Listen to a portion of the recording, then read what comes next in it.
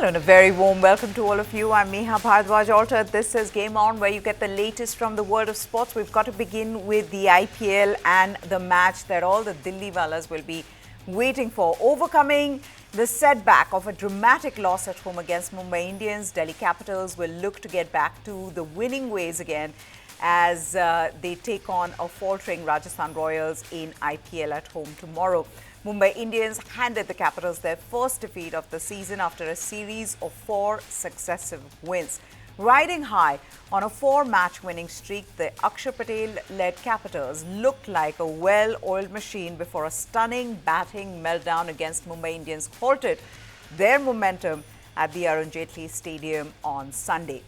In contrast, Rajasthan Royals, they find themselves in a precarious position with just 2 wins from 6 matches, languishing at 8th position. Their season has been marred by inconsistency. Impact substitute for Delhi, Karun Nair, fresh off a prolific domestic season, led Delhi's chase against Mumbai Indians with a dazzling 89 in pursuit of 206 in their first game at the Firozshah Kotla this season. At 119 for 1 in 10 overs, the match looked all set for Delhi Capitals to be able to win it. But what followed was a jaw-dropping collapse, which included 3 run-outs in the penultimate over. DC were eventually bowled out for 193 in a chase of 205. Though the Capitals will undoubtedly rue the missed opportunities of collecting 2 points, they have little time to dwell on the defeat with another crucial clash looming.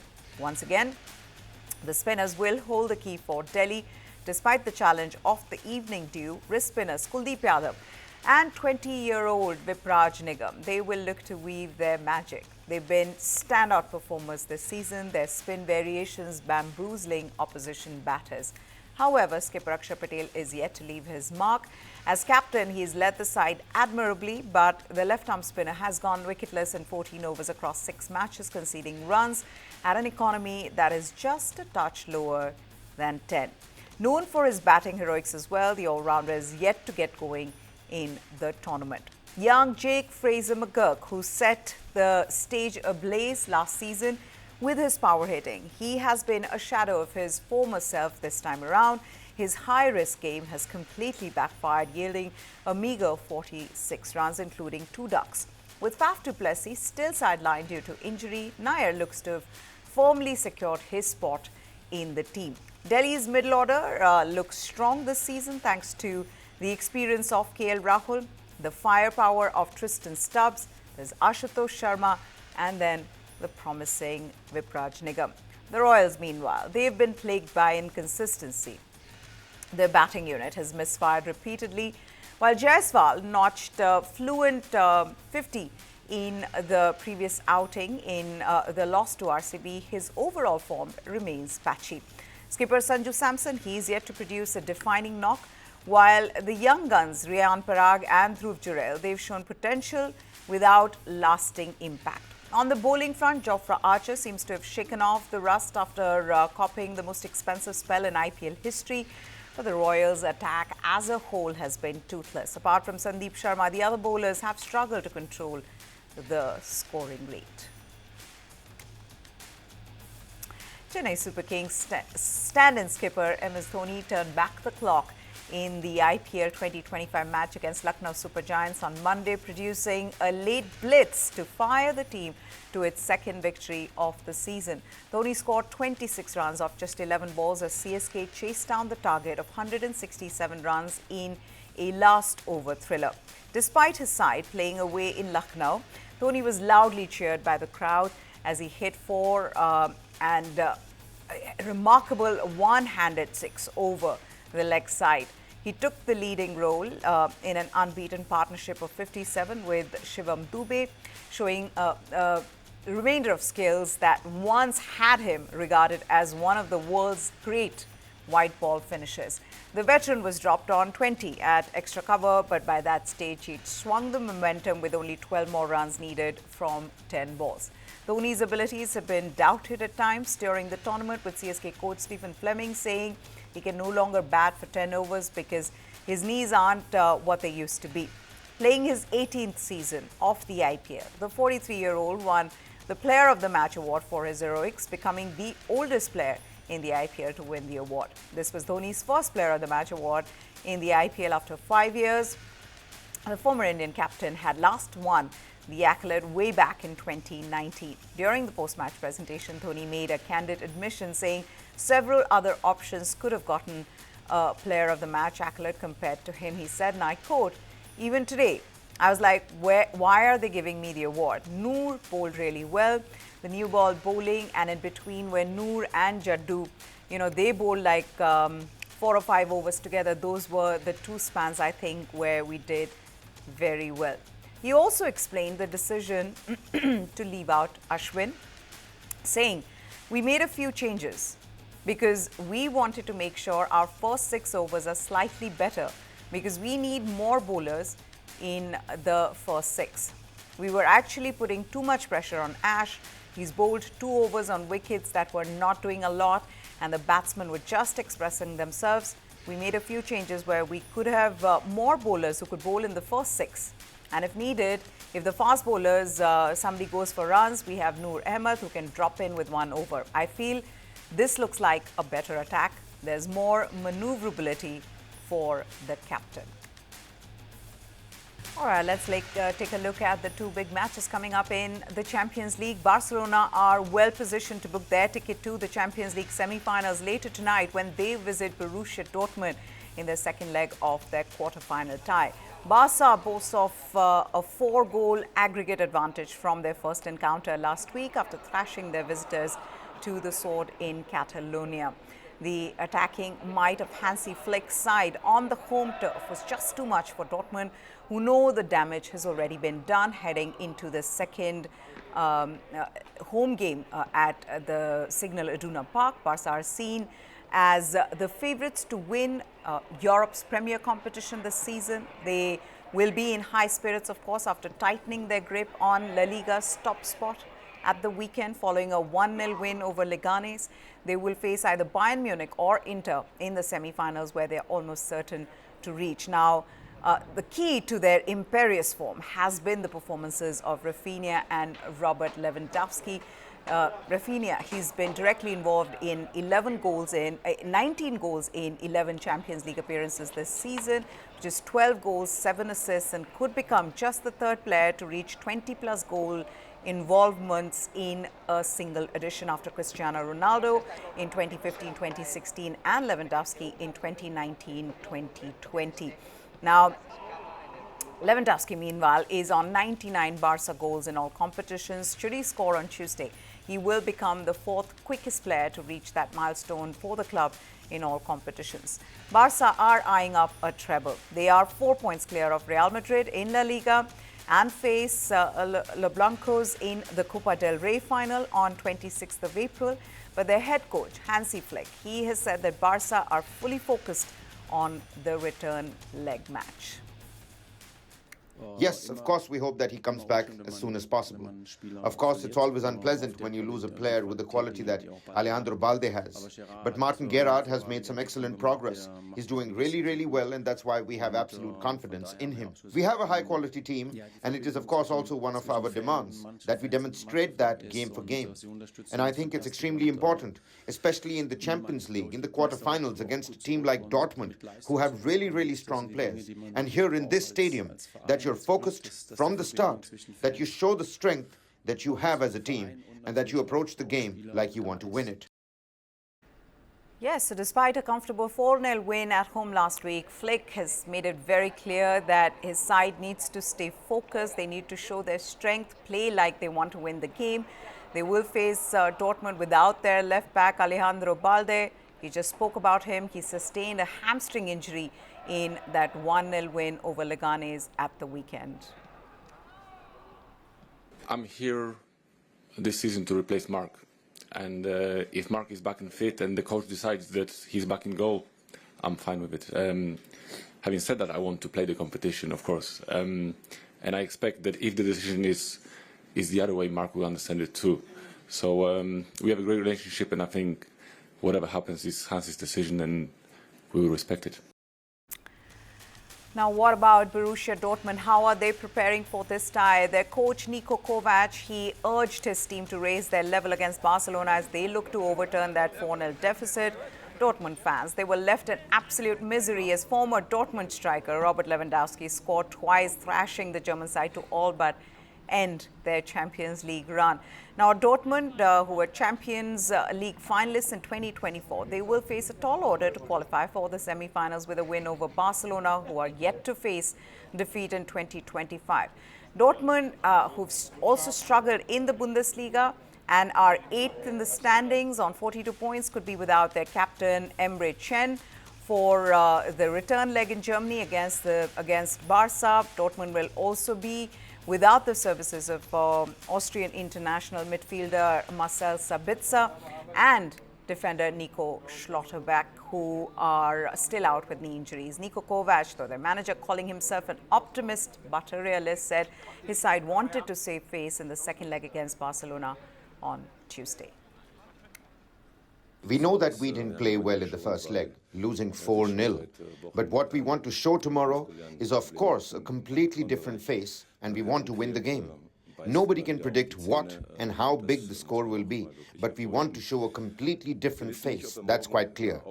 And there are always miracles. But we also know that Barcelona haven't lost a single competitive game this year, 2025, which makes things all the more difficult and, yes, not so easy. Let's talk about the other quarterfinal. Aston Villa host Paris Saint-Germain in the second leg of their UEFA Champions League quarterfinals tie. PSG dominated the first leg and suffocated Aston Villa at Parc des Princes.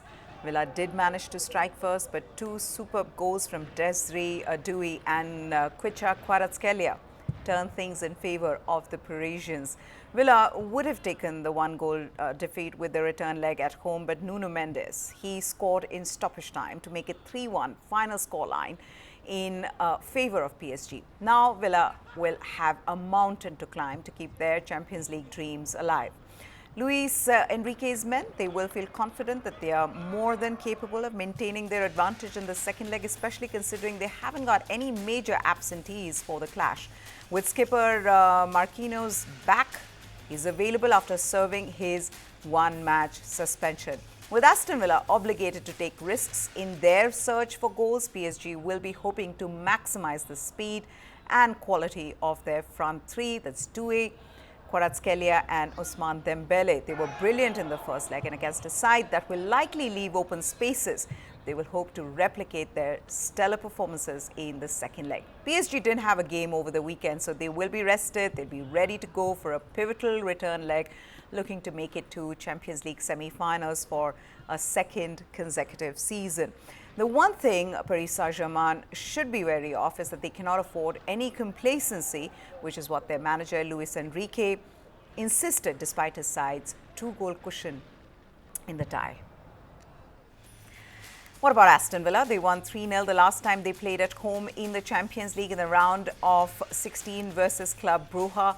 The same result would be enough for Unai Emery's side to secure the comeback, but Luis Enrique's PSG aren't Brugge. In fact, they are one of the most informed teams of the planet right now, having lost just one game since the turn of the year.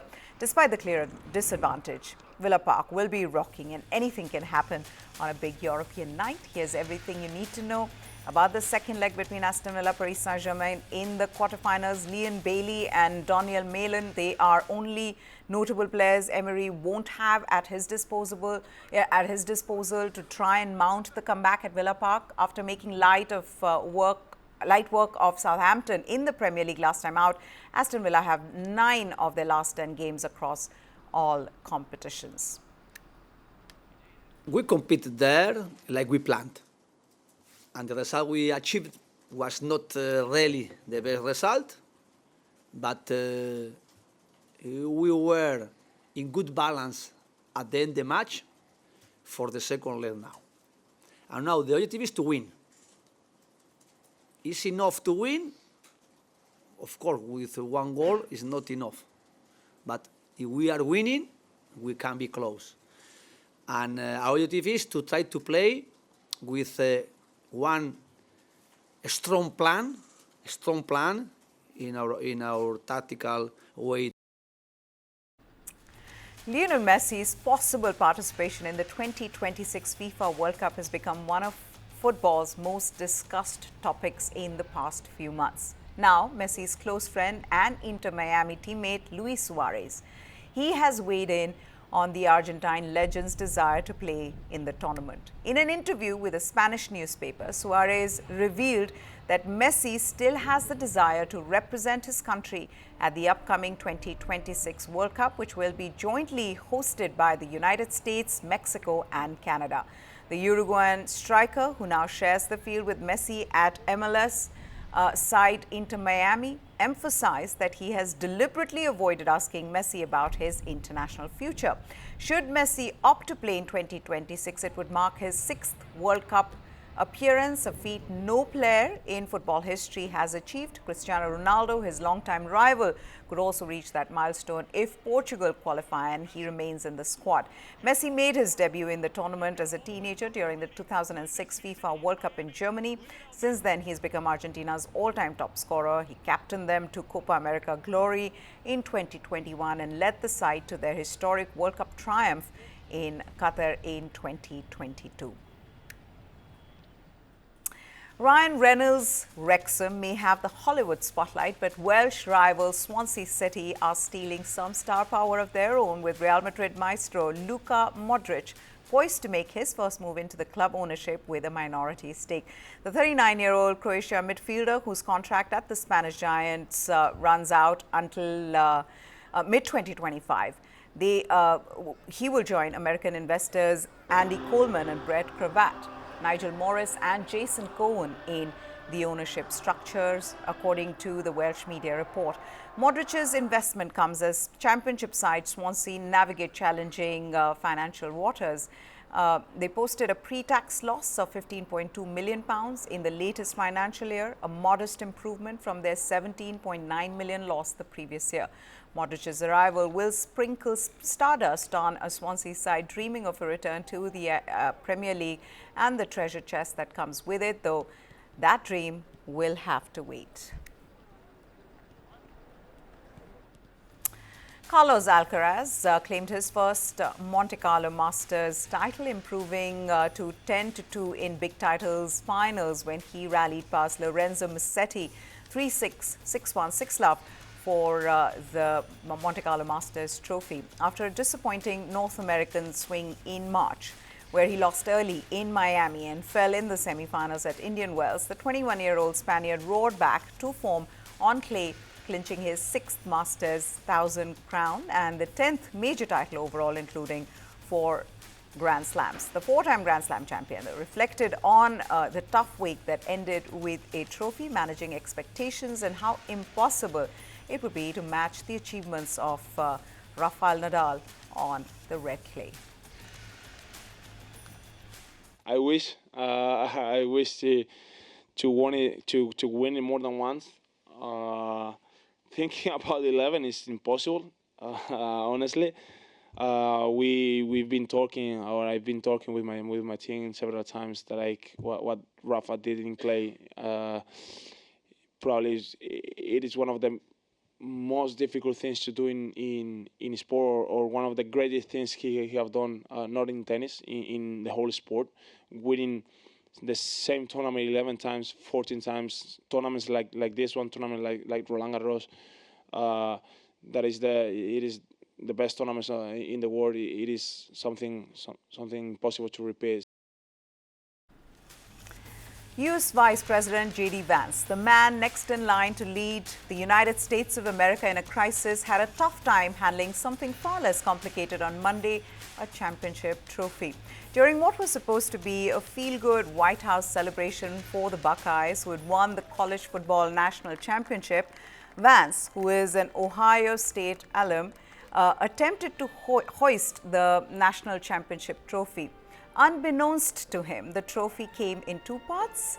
He gave it a tug, it gave a wiggle, and the next thing you know, the vice president was doing his best impression of someone trying to catch a bar of soap in the shower. Thankfully, running back, Travion Henderson. He was there with quick reflexes and even quicker hands, snagging the trophy top midair like it was a fourth quarter fumble recovery. The base, however, hit the deck and began rolling away like it was late for a meeting. Vance then scrambled it and tried to grab it, but he was unable to do that. Henderson helped Vance reassemble the trophy. On X, Vance finally wrote, "I didn't want anyone after Ohio State to get the trophy, so I decided to break it." With that, it's a wrap. Goodbye. Thanks for watching.